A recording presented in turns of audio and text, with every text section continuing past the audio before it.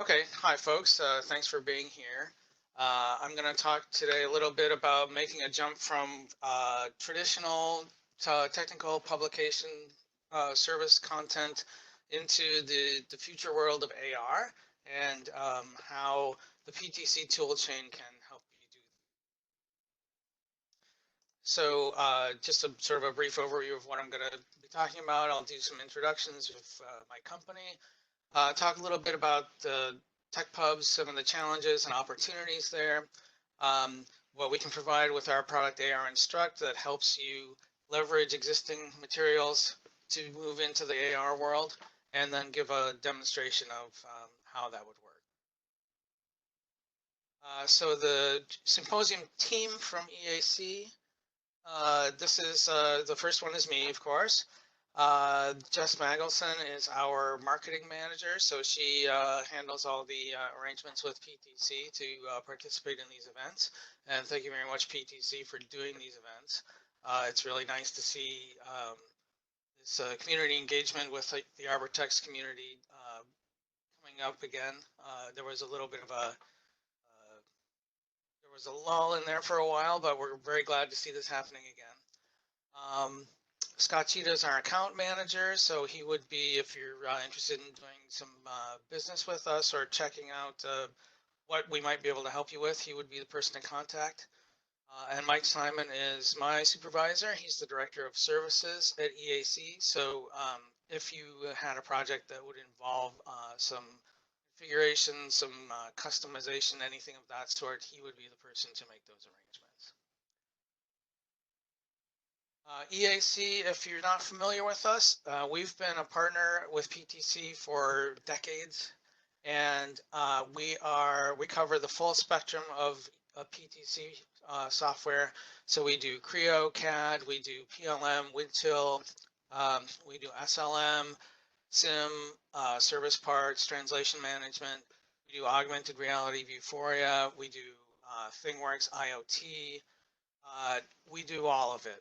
So we can help you make sure that you're getting the most value out of that tool chain, and there's a lot of value there, and there's a lot of synergy in the pieces that belong to that chain. So we have the expertise for all of those pieces, and we can help you bring them together.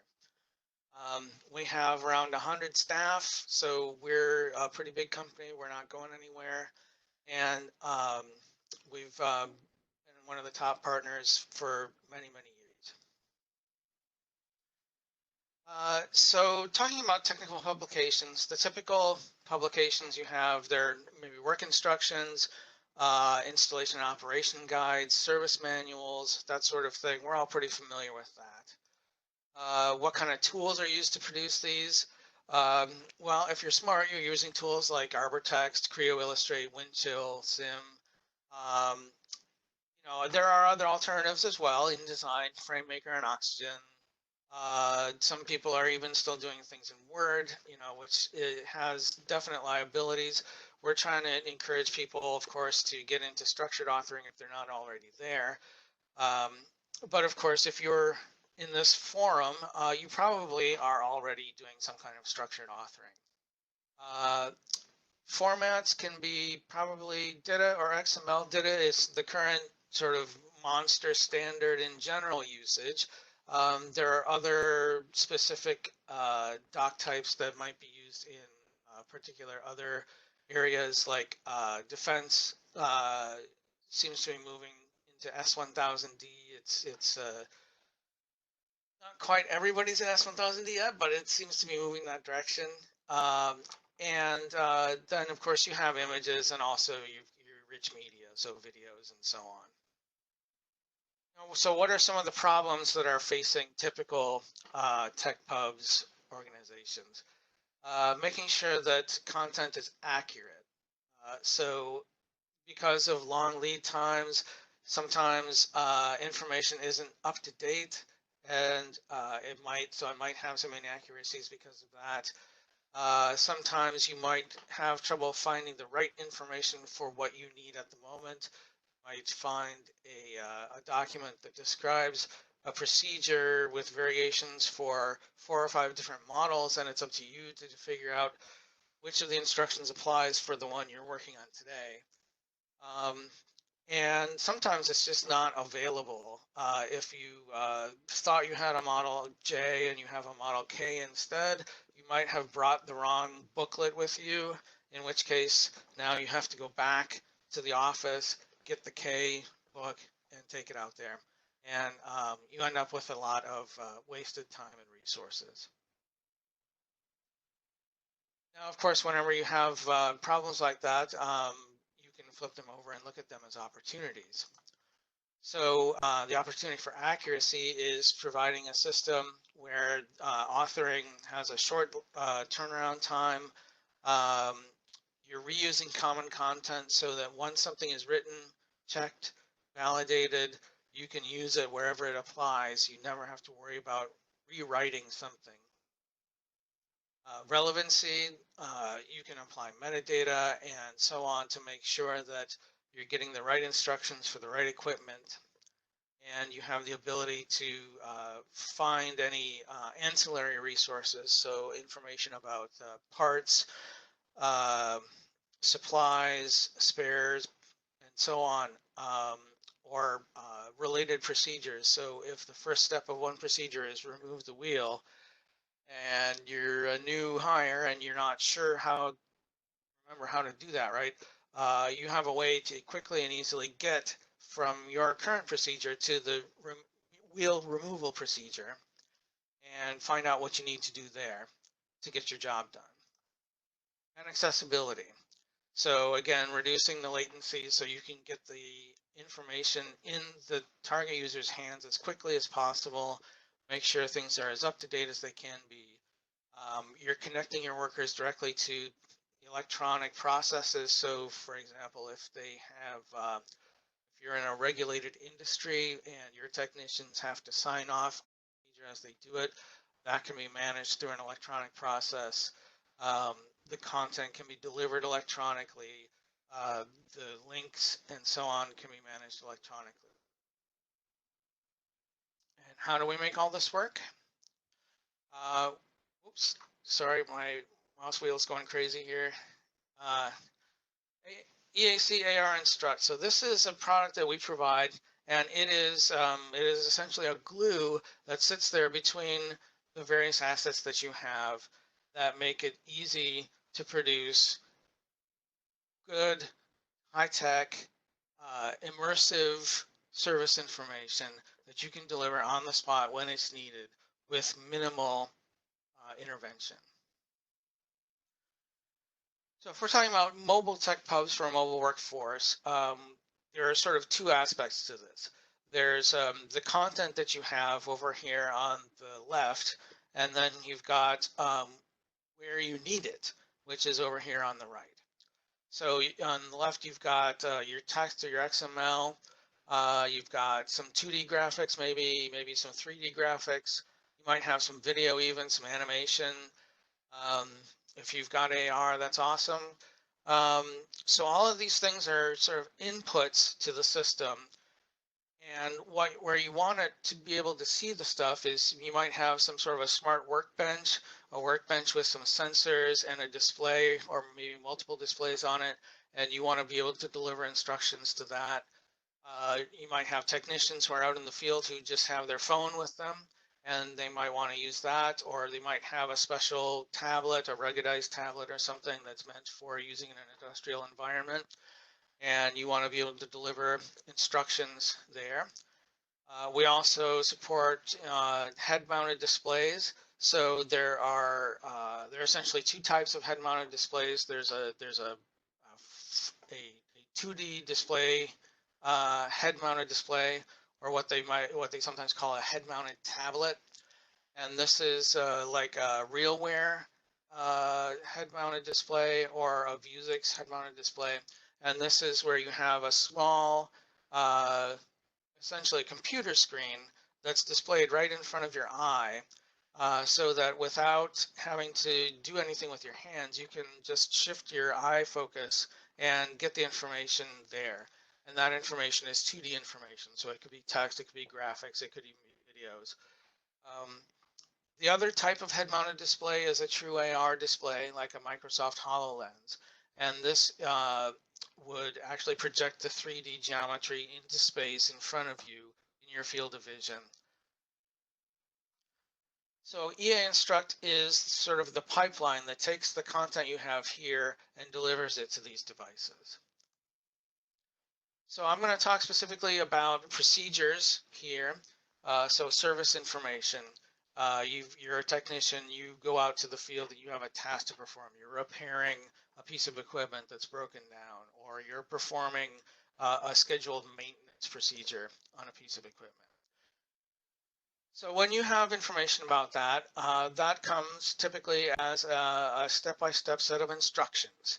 And the old way to do that, or you know, the kind of the standard way to do that, is to have a text document that is organized into steps, where each step has a description of what you're supposed to do at that step. There may be associated graphics to illustrate each step, and when we develop AR experiences, the AR experience for service information follows a very similar pattern. You develop a set of steps. Each step is demonstrated as an animation within the augmented reality experience, and the technician walks through the procedure step by step. So because these things map onto each other so well, we think of this as a match made in heaven. So you've got the text descriptions of what you're supposed to be doing in your traditional text document, your XML, your did a task perhaps, and you've got an AR animation that illustrates, that animates the steps for you.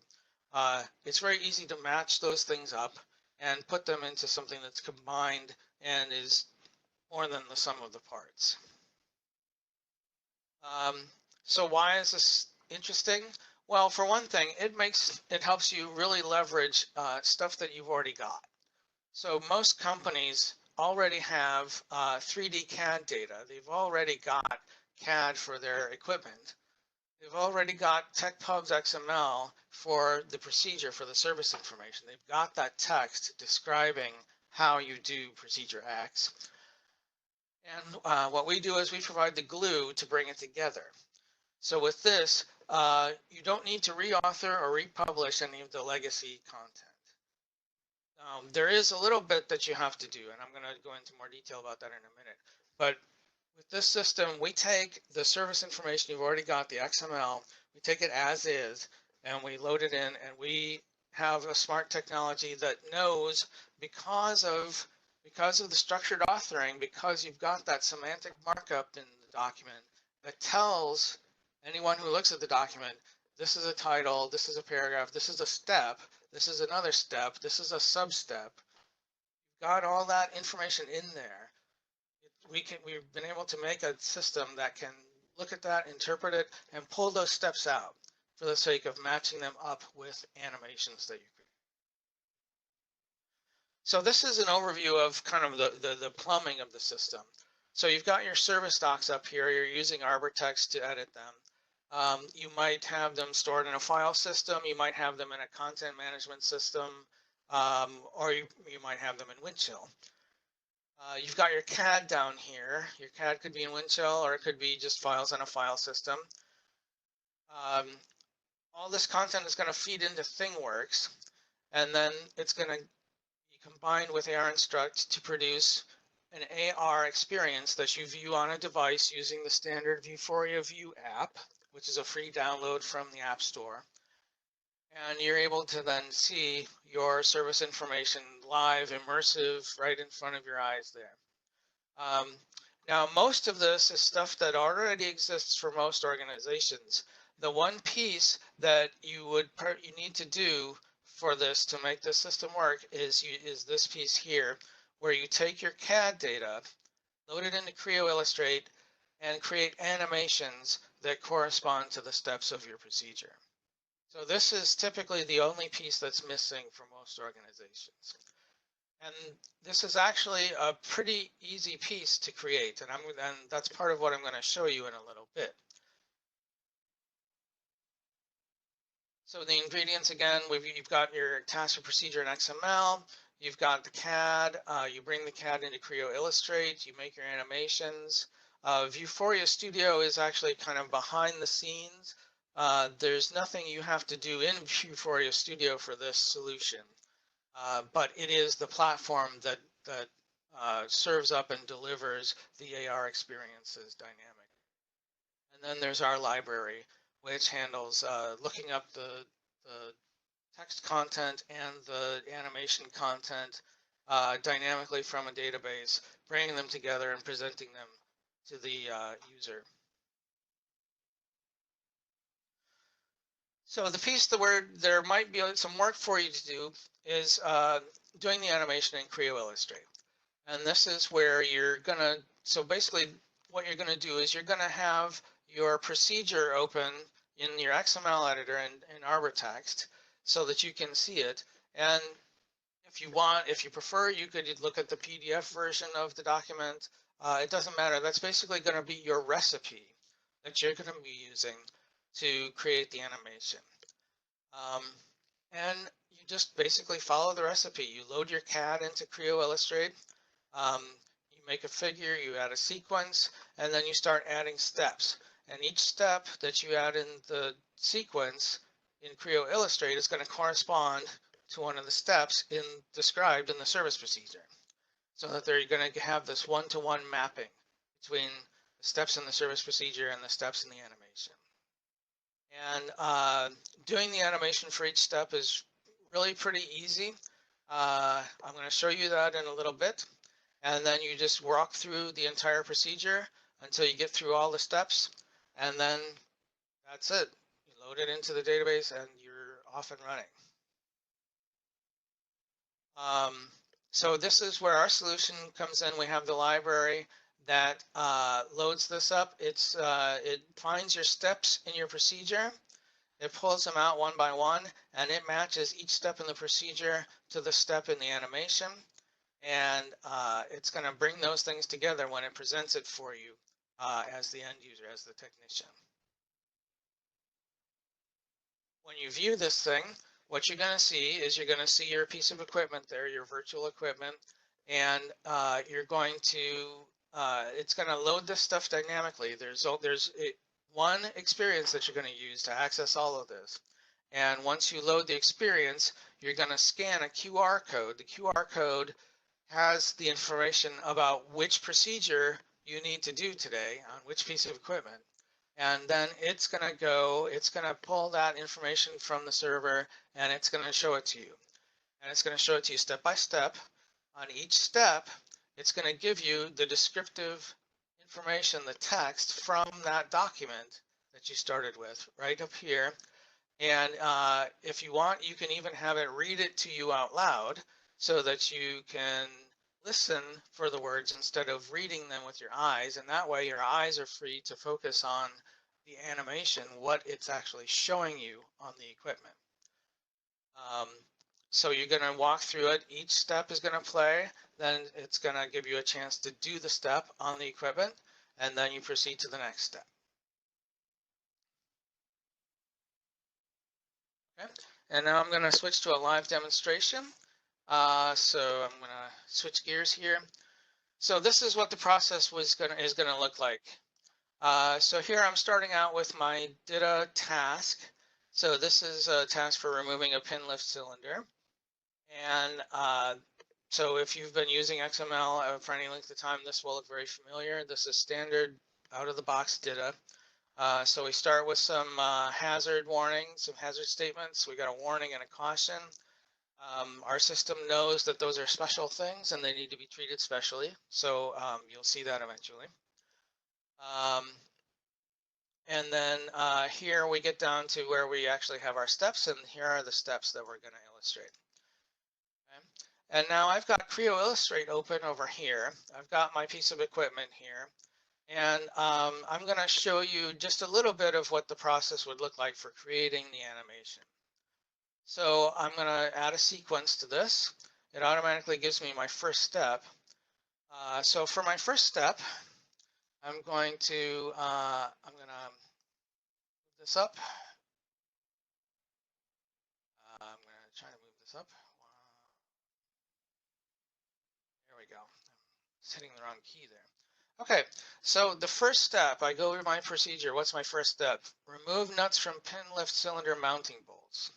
Okay, so that's these bolts here. So these are the nuts. So the first step is to remove those nuts. So I'm going to select them here. Okay, when you take nuts off of a piece of equipment, you have to unscrew them typically. So that's what I'm going to do. And Creo Illustrate, now this is, let me just explain a little bit. Creo Illustrate is specifically designed to make it very easy to do illustrations and animations based on CAD data.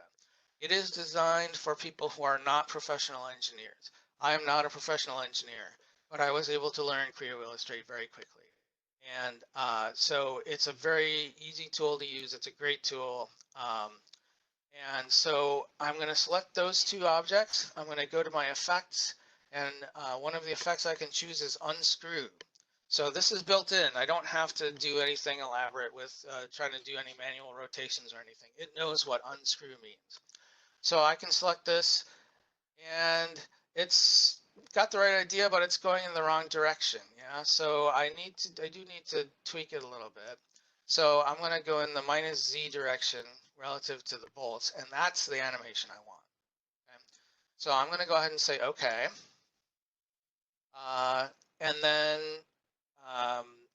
oh, I forgot something. Okay, so the first step I wanted to do is I wanted to make those nuts flash so that they're highlighted, so the user's eye is drawn to them and they know exactly which nuts they're supposed to remove. So I'm actually going to go back. What I'm going to do is I'm going to flash the color. I'm going to flash them in red. Okay. And now down here, I actually have I can split these up, and this is a little more detail than I had intended going into. Actually, you know what? I think this is going to be more confusing than anything. So I'm going to start over. So there is a way to change the position of things, so to reorganize, so to make one thing happen before the other thing. So I'm going to go back to my original. I'm going to come back here. I am going to put everything back.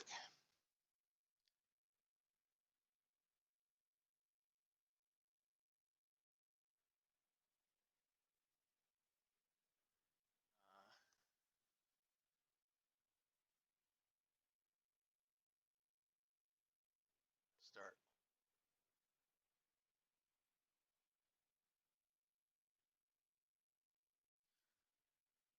So I'm going to grab these two guys here. I'm going to add my sequence. Here's my first step. I'm going to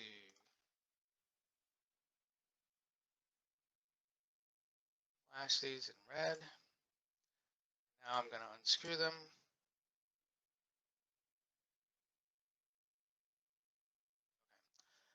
And then finally, now that I've unscrewed them, I'm going to make them disappear. Okay, so this is my first step. So if I preview this, I see they flash, they unscrew, and they disappear. So that's my first step. Okay, now I go back here. I'm going to add a new step. Step 2. What's step 2? Remove the pin lift cylinder mounting bolts. Okay, so that's these bolts here. So the next step is I'm going to grab these. I'm going to grab the washers as well. I'm going to make them flash. And now I'm going to pull them out. Now, my little dragger here is trying to do this relative to the entire assembly, but what I want is I want to pull them out relative to their own geometry, their own axis. So I can do that very easily. I just say select axis, and I'm going to select this part. Say OK, and now I can do this, which is a very natural sort of motion. There it is. And now I'm going to fade them out. And there's step 2. Flash them, out they come, and goodbye. So that's step 2. So you can see it's pretty easy to make these animations that correspond to the steps in the procedure. So I'm gonna kind of skip ahead now, and I'm gonna show you the finished result. And so for this, I need to switch over to my iPad. So I'm going to pair it up. Screen.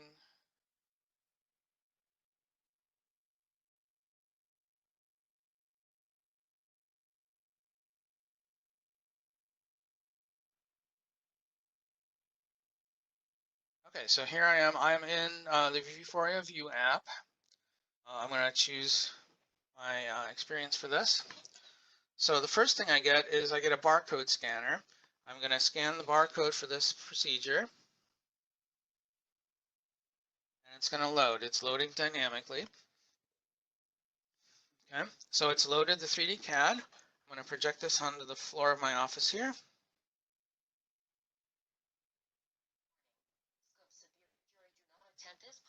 While drinking heavily. Okay, so hopefully you could at least kind of get a little sense of that audio, that it is reading the warning out loud to me to make sure that I see it. Notice that it's presenting the warning text very prominently because it knows that this is a hazard statement. It knows that this is something that's special that I need to pay special attention to as the technician. So I say, okay. Risk of injury, make sure the equipment is powered off before attempting maintenance. And it gives me the caution. I say, okay, now I know all the safety information. I'm ready to begin. So I can tap the start button, play button. Okay. So you can hear that it's reading the text to me. The text also appears here in my text view, and it shows the animation. So now step 2. There go the bolt, and then I can continue on through the procedure.